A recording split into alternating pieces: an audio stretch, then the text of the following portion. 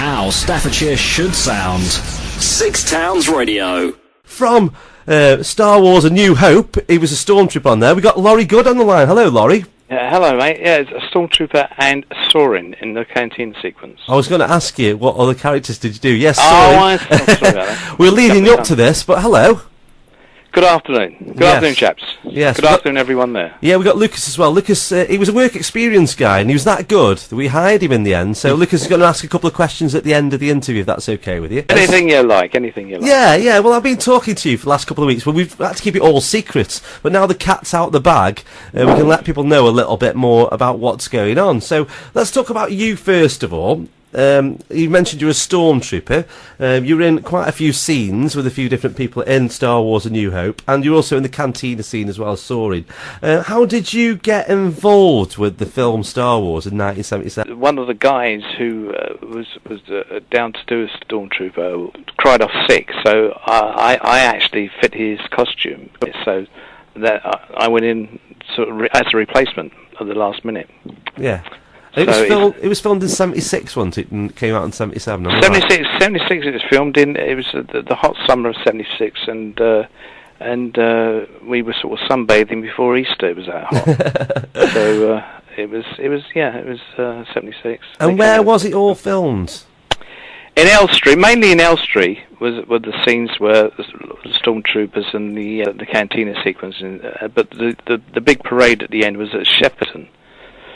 Do you remember that right at the end of it, they had the sort of like the medal ceremony?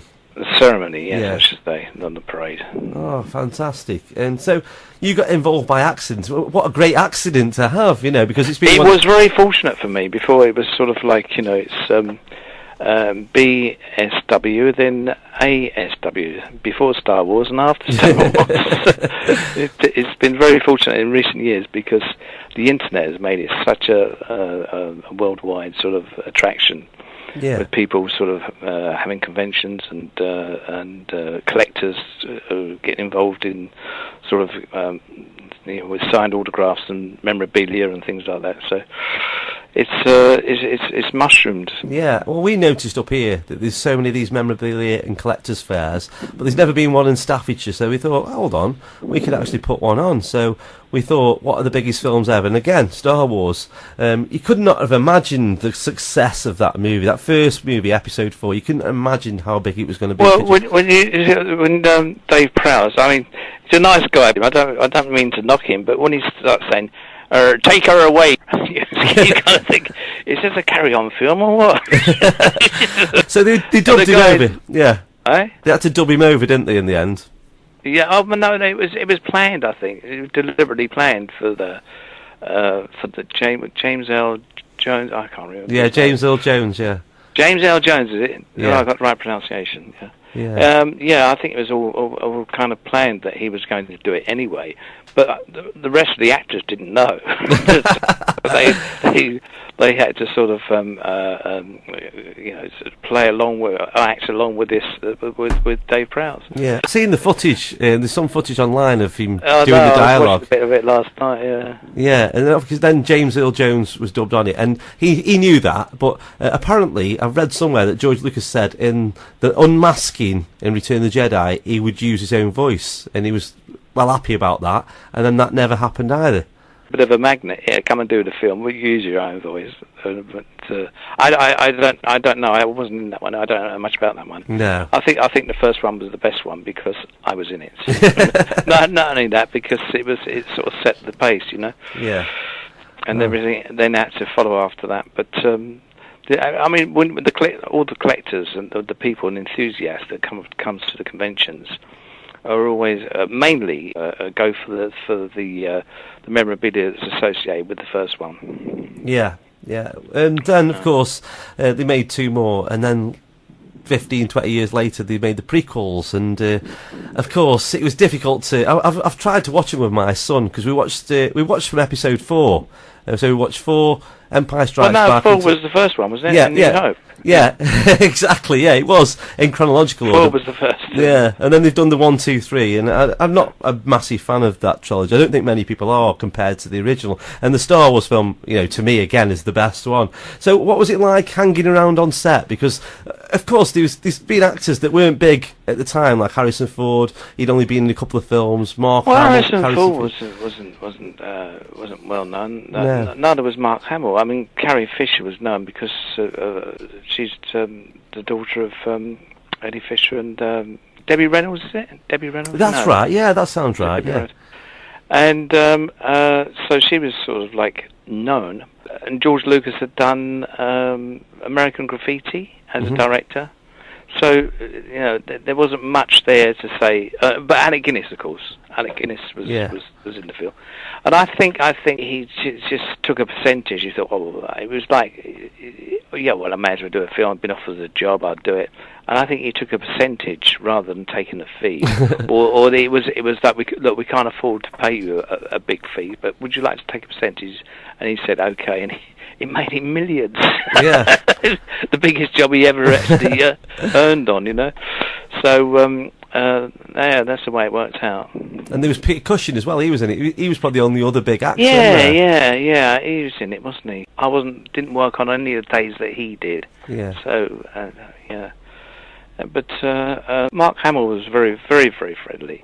Because in those days, come lunchtime, you go down and have a liquid lunch because I was young enough to do it then, in the bar, and he would be there, sort of like having the odd drink. But Harrison Ford was kind of a bit aloof. He was sort of like away, sort of like in the restaurant, discussing with an agent, sort of like next project or something. But he always looked busy, sort of like discussing things.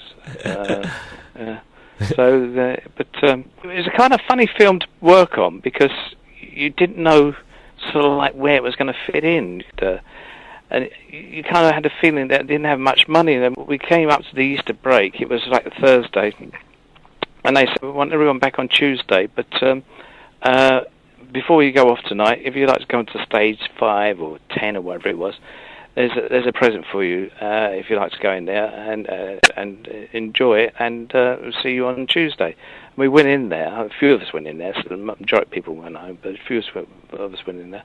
And there were these sort of tables full of like the pasting tables that the deck have. It was sort of like 4 of those filled with beers and Easter eggs. We're eating these Easter eggs and drinking beer. Was it a good film? So you didn't know what to make of it. It was sort of like jumping about all over the place. First of all, you think they haven't got any money, and then you think, well, it must have a bit of money, otherwise, what give us these beers? And what scenes were you in? Can you tell us something? I know you were in the canteen. When the stormtroopers stormed through the door, when the first scene, the stormtroopers stormed through the door. Well, I'm one of those guys that come in. I think you've got a couple of stunt guys in the front because there was a lot of cork exploding, because all that stuff that explodes was cork. Okay. All the bits and pieces, all the debris, cork. So, and I was saying to the guy on my left, I said, bend your legs because there'll be there's a big kickback on the gun. Supposedly, trying to do a bit of acting. And there's a shot of 2 of us with our legs bent, sort of like taking the force of the gun. The force of the gun as we come through, because obviously they're going to sort of put some ray on it or something, which they did. So I was in that scene, and then there's some more scenes. There were about lots of people that say there were stormtroopers that bumped their head, but I actually bumped my head, and I thought when it first came out, it was me that bumped my head. But there's no way of actually proving it, But I did bump my head because I wasn't concentrating, because I had an upset stomach, and I'd just been to the loo.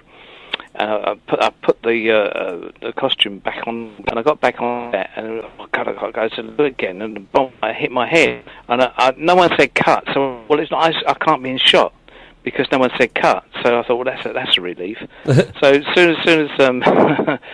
as they said, right, that's all right, check the gate, which means check, make sure the film there's no problem with the camera, and I rushed off back to the loo again. But and when it came out, I thought, God blimey, is that me? But then sort of like everyone is claiming it. There's about 6 or 8 people claiming it because no one can be identified.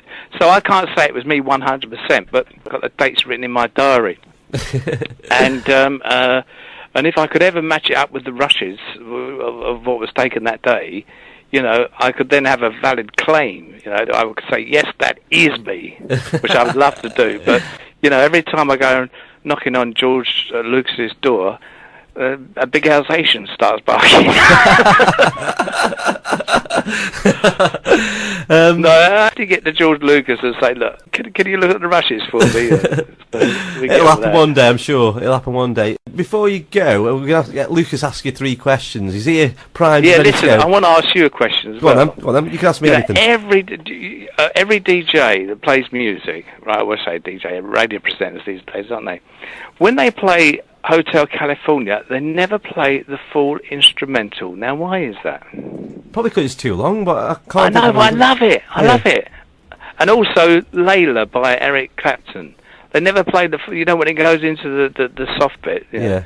They get right to that soft bit, and then they cut it off. Right, well, what we're going to do for you when we finish... Can you play them for me? We're going to play the full version of Layla. I've got that ready.